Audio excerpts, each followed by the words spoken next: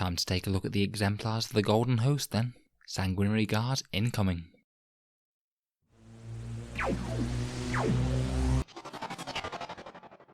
Hello and welcome back to Auspex Tactics, the strategy and tactics focused 40k channel, where we're all about getting the best out of our miniatures on the tabletop. Today we'll be continuing in our Blood Angels series. We've been looking at the Blood Angels Codex over the last few weeks, and I've been recording a new video every second day, until we've properly looked at the Sons of Sanguinius. Today it is the turn of the Avenging Angels in Gold themselves, the Sanguinary Guard. In this video we'll be taking a look at their rules, any obvious combos and synergies on the tabletop, and how I would personally think about using them myself on the battlefield. The Sanguinary Guards date back from the Horus Heresy as Sanguinius' personal guard. They only survived the tragic fate of Sanguinius, as he bade one of their member Ascalion to remain upon Terra, to preserve their future should he not return. It is from this lone angel that their order was rebuilt, and today they descend upon ornate jump packs bearing mastercrafted close combat weapons and Angelus pattern bolt guns to bring down death on those who are deemed unfit to live in the eyes of the Emperor. As a side note, I really like their models. With the update for the new Blood Angels, I may well be picking some up soon. So let's take a look at the rules of these guys then, and what they can do on the tabletop. So Sanguinary Guard are an elite's choice for Codex Blood Angels. Interestingly, their base size unit is 4 models strong, but they can include an additional 6 models to become a 10 model squad. They've essentially got the profile of a flying Terminator with movement 12, weapon skill and ballistic skill 3 up, strength and toughness 4, 2 wounds, 2 attacks, leadership 8 and a 2 up save, though it is worth noting that they don't have an invul. At base they're armed with an Angelus bolt gun and an Oncarmine sword and frag and crack grenades. Now their war gear got some hefty points drops in chapter approved.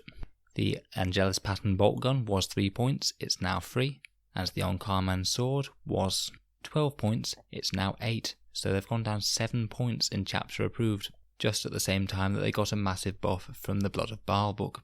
This puts your standard Sanguinary Guard on 28 points, and I personally think that that's a very solid price for a decently durable and very dangerous model. Angelus bolt guns are 12-inch range Assault 2 bolt weapons with an AP of -1, so they're basically good for dropping in and just spraying your opponent with a few bolt shots before you charge in. The Oncarmine swords are essentially damage D3 power swords, so they're strength user, AP -3 and damage D3. Power Sword's main weaknesses are only being 1 damage and struggling to wound tougher targets. With Blood Angels you'll always have +1 to wound, and damage D3 makes them a real credible threat against all sorts of units. In terms of options, they can all take death masks. These are 2 points a model, so in my opinion are really quite expensive for what they bring. At base they just give you a -1 leadership for enemies within 3 inches, which I really don't think is worth it at 2 points a model. But they do let you use certain stratagems, which we'll come on to later. Any model in the unit can replace their Angelus bolt gun with a plasma pistol or Inferno pistol. The Inferno pistol I'm not really a big fan of, just because it's only 6-inch range, and when they drop down from deep strike it'll be out of range, so you won't be able to shoot with it, potentially all game if the unit just gets killed after it charges and kills whatever it was going to charge. The plasma pistol I have a little bit more time for. The main problem is that you don't really want to overcharge it on such an expensive model, so you definitely need captain support if you were thinking about overcharging it, and it's not really that great value if you don't. The main disadvantage though is that the Angelus bolt gun is free, and it's really not such a bad weapon, so I'd personally just stick with the Angelus bolt guns myself. Finally, in terms of melee options, you can either replace the Oncarmine sword with a Power Fist or an Oncarmine axe. The Power Fist will just cost you 1 more point at 9 points per model, and it will make them better against killing tanks, with their strength going up to 8 with +1 to wound, wounding almost everything on 3 ups or 2 ups, but having a -1 to hit penalty. The Oncarmine axe is really interesting. It gives you +1 to your strength, which is really quite key as it gets you to strength 5, so wounding toughness 4 models on a 3 or a 2 with Red Thirst, and wounding toughness 8 models on a 5 or again on a 4 with Red Thirst. The Oncarmine axe is 9 points as well, so the same points as a Power Fist. It will be better against some things, particularly toughness 4 infantry, but worse against the bigger targets such as knights or tanks and stuff. The axe does only have an AP -2, which is a factor to consider. I think all three of these are pretty well balanced, to be honest, although I think that I would personally definitely include some power fists at least in any sanguinary guard squad that I ran. Having a few power fists makes them a real credible threat against enemy armour, which if they're just armed with the strength 4 swords, I don't think they really are. Don't get me wrong, they're not bad, they'll still be wounding on 5s with Red Thirst, but that doesn't really compare with wounding on 3s with Red Thirst against a toughness 8 vehicle, for example. You're just going to get so much more damage through. They have a fair few special rules. Firstly, the ubiquitous Angels of Death for And They Shall Know No Fear, Shock Assault for that awesome extra attack, Combat Doctrines for AP-1, buffs on their Angelus bolt guns and the Tactical Doctrine, and a further AP-1 on their melee weapons, and +1 attack in the Assault Doctrine, if you're pure Blood Angels of course. They have the Heirs of Ascalon special rule, which means they reroll hits if they're within 6 inches of a friendly Blood Angel's Warlord, so it basically turns any Warlord into a Chapter Master equivalent for them. That's really quite a powerful rule, and it does incentivize to keep them next to your Warlord. The only negative is that you will want to be hurtling these guys headlong into the foe, and you may or may not want to be playing quite so aggressive with your actual Warlord on the table. Finally, they have their Jump Pack Assault special rule, which means they can set up from reserve, and drop down, unleash a whole load of bolt gunfire, and then hopefully make the charge in. So overall, they're a decently durable 2-wound unit, packing some absolutely awesome melee weapons that synergize incredibly well with Red Thirst. They also have some semi-decent close-range shooting in those Angelus bolt guns, and are probably happiest dropping in from deep strike to chew up virtually any target that you point them at. So let's take a look at some of the obvious buffs and synergies for these guys on the table.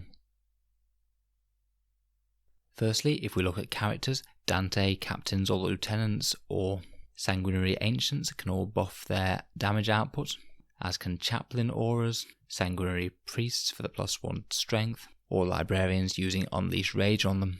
There really are a million ways to buff damage output in the Blood Angels army, particularly for jump units in melee. We have a lot of tools at our disposal.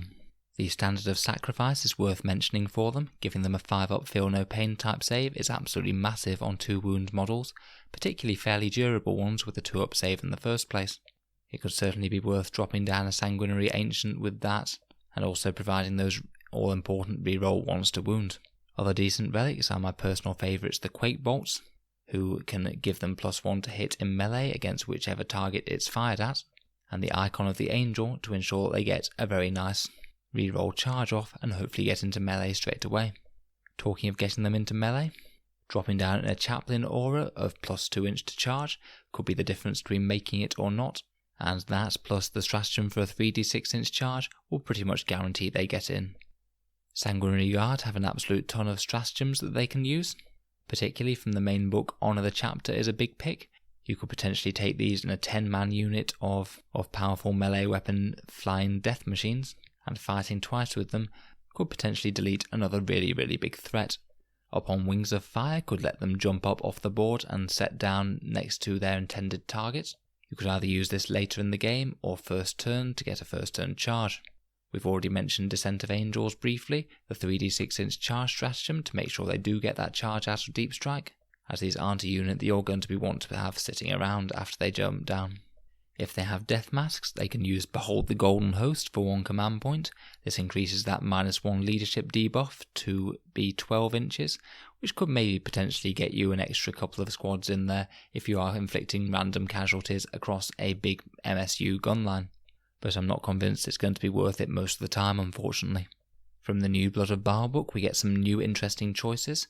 Transhuman Physiology could be a good pick on these, because they're so tough with good saves, the enemy might well target them with anti-tank weapons, and this will make all of those fancy las cannons and things only wound on a 4-up or worse.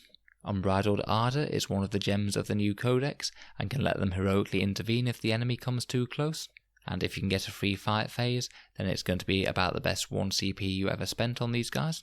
Explosive Judgment is a unique to Sanguinary Guard little stratagem from Blood of Baal that's actually decently good.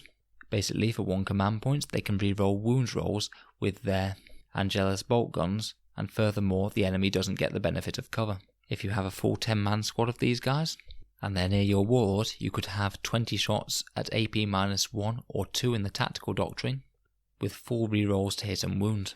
That's going to put a decent number of wounds on literally anything in the game, particularly so if it's low toughness.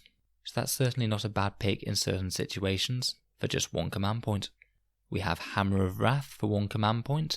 This one can inflict some mortal wounds when they finish a charge within 1 inch of the enemy. And finally we have Death on the Wind, which is an interesting, unique to Sanguinary Guard stratagem, where every 1 that they roll on their D3 damage roll becomes a 2 instead. Now this makes them very reliable, but the buff isn't actually all that big. It's roughly a 17% damage increase on the unit if they're targeting something that's going to eat all of those wounds, such as a vehicle or monster for example. However, I think that the best place that you can use this is if you're fighting 2 wound infantry, say like some enemy Primaris intercessors. By making sure that none of your rolls are less than a 2, it means that you will kill a single model every single attack you make. And this is actually going to be worth it more, because say if you roll a 1, then whatever you roll for the next damage, it will still only kill that 1 intercessor that was wounded. So this is actually really quite a big buff against those targets. I'm afraid I certainly don't think it's worth using every single time you fight, but if you either need literally every single bit of damage increase that you can get, or you want to shred some 2 wound infantry and you don't think that you'll be able to do it anyway, then this could be a good pick. Funnily enough, I think that the Angelus bolt gun stratagem is actually worth more than this, which is funny because their shooting is pretty weedy compared with their melee. So how would I use these guys on the tabletop? I honestly think that you could field them in very varying squad sizes, depending on how much you want to invest in the unit that's coming in. I'd probably be tempted to buff them up to a few more bodies rather than just minimum 4-man squad, though they still pack a punch even with that few bodies. If you went the whole hog and went for 10 men, I would probably include something along the lines of 5 power fists and 5 axes. This will give you some very strong damage against vehicles and infantry alike, and it means that say if you're facing all vehicles, you can remove the axes first as the unit dies, and if you're facing a horde army, you could remove the power fists first and just let those axes do the work. That particular unit loadout will set you back 290 points. So it is a big investment, but it's a unit that can absolutely decimate an entire flank of an army when supported. When deploying them, I'd certainly think whether or not I wanted to try and get a first turn charge with them. If I was going first, you could potentially jump them into the air with On Wings of Fire, bring them down and make a 3d6 inch charge to decimate an unsuspecting enemy target right from turn 1. If I was going second, you could potentially think about doing this, but I want to make sure they wouldn't be wiped out via shooting on my first turn, so they'd have to be deployed out of line of sight in ruins. If I couldn't do that, I'd certainly think about starting them in reserve and drop down either turn 2 to get them in nice and early and to make use of tactical doctrine on those Angelus bolt guns, or wait all the way till turn 3 for the Blood Angels unique doctrine to be in effect. When they were dropping from reserve, I'd like to drop them into some sort of supported charge ideally, although it's not necessarily needed. You could just pay the command points for that 3d6 inch charge. Good charge buffs include that Icon of the Angel or the Chaplain's +2 to charge aura, and I'd very much be thinking about dropping them alongside some sort of supporting character, maybe Dante, maybe a captain with the Quake bolts, maybe a Sanguinary Ancient with the standard of self-sacrifice. There really are all sorts of buffs that you can put on this unit, and it's kind of up to you which ones you think are the strongest. If you were just delivering them as a one-off bomb though, you could perhaps think about making a Sanguinary Ancient your warlord, dropping them alongside, and then he will give them 4 rerolls to hit, reroll 1s to wound, and if you gave him that standard relic, a 5+ feel no pain as well. He would truly take them to the next level, though it does mean that you'd give up putting your warlord on maybe a more fighty character. When they drop, I'd ideally want to have a target that I can fry with the Angelus bolt guns, but I want to make sure this doesn't put me out of range of making a charge. So maybe drop them between 2 units, fry one with the bolt guns, and then charge the other. Once you have charged, I'd certainly be thinking about any of the fight phase stratagems to buff their combat prowess further, particularly Honour the Chapter if it was needed.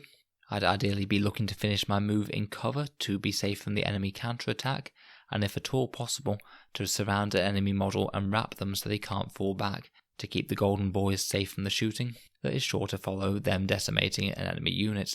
If they do survive, they have the potential to be an absolute menace to the enemy army. Both fairly survivable, reasonably decent shooting, and brutal melee means they really are a threat that can't be ignored.